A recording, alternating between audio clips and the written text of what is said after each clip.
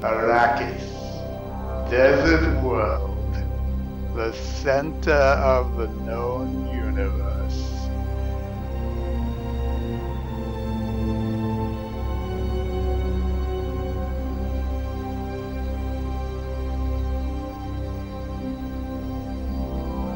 No, actually, this is just Sea-Tac Airport. That is a reference point we're going to use in this short video. Maps are good. Now that we have a volunteer who knows how to work these, we're going to be using them a lot more. Most of airport law, ironically, revolves around land. There are several important boundaries that come up again and again, and it's kind of tough to keep them straight. So we're just going to do this to give you a sense of the discussions. See that black thing? That's the original DNL 65. That's the boundary that determines who gets sound insulation, and in previous decades, who got property buyouts. And it goes sort of to Georgetown-ish. That's 1991. Here is where it is today. See how it's choppy, choppy, choppy? It's not a smooth thing. That's what happens after they work on the map. They do this process called end of block or block rounding. And essentially what you do is you take that smooth curve, which often goes through a guy's house, and you move it over to a street or a corner. Hopefully you extend it out as far as possible so that as many properties are eligible. That's the proposed 2032 boundary. It's still in the smooth contour curvy thing because they haven't duked it out yet over the actual block rounding, which houses are going to be done.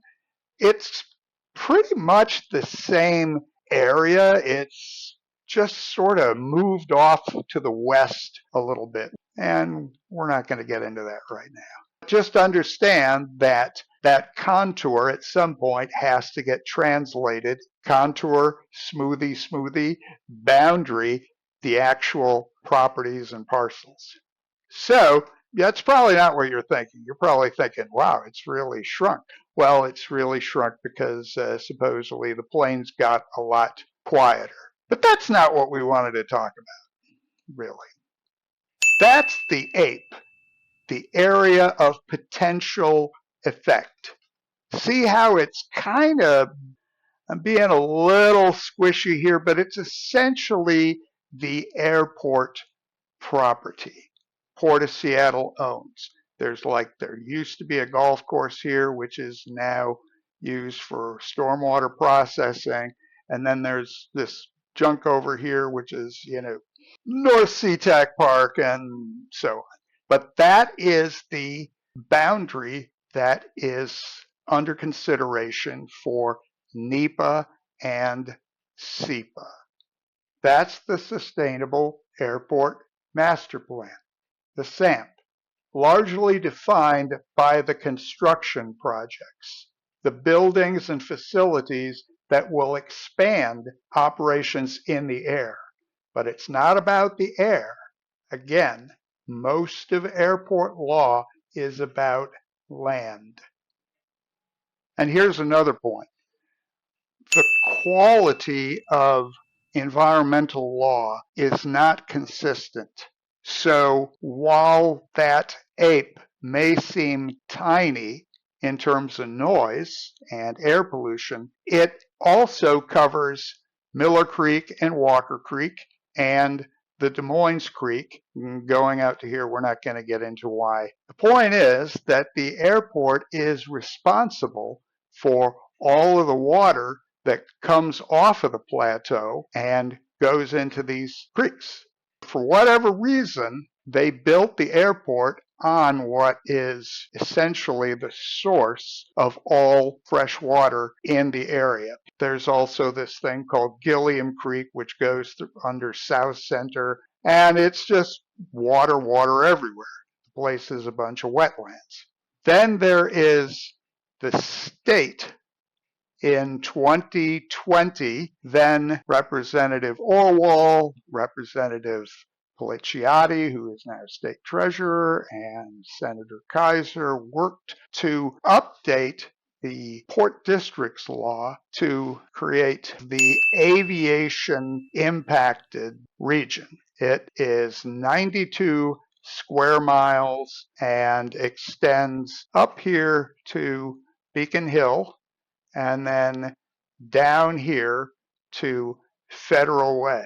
It talks about a port that runs an airport with 900 or more flights a day and says that this is the area for which noise mitigation can be provided under state law.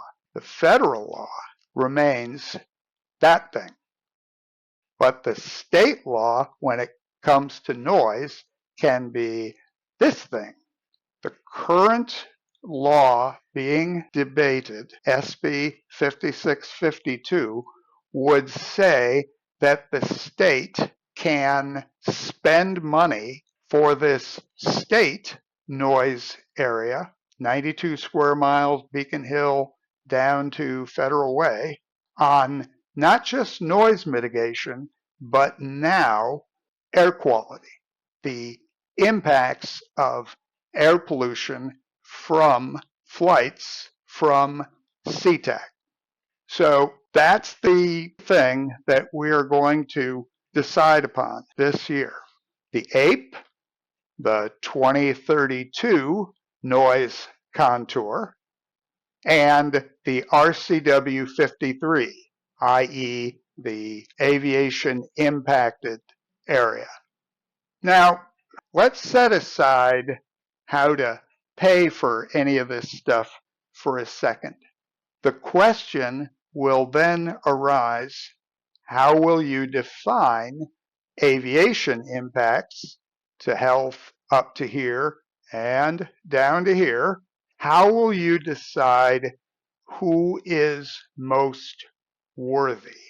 How do you decide where whatever money you have should go? What are those impacts?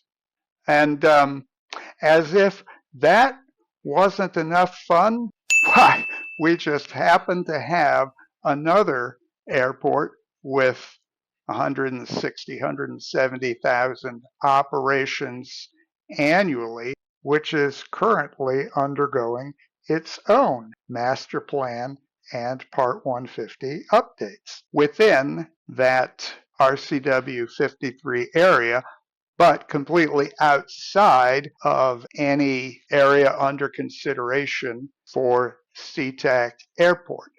A reasonable person might ask, how does one disentangle the aviation impacts from this thing down here with this thing up here?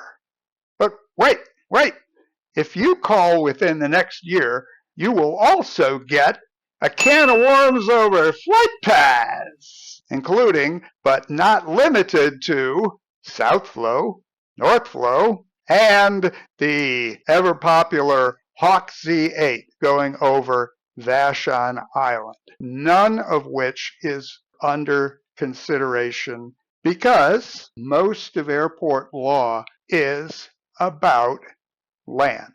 Bear in mind, we'll be talking about a few simple boundaries, starting with the APE, the water connected to the APE, RCW 53, the aviation impacted communities under state law, DNL 65, and or all these variables might relate to Boeing Field.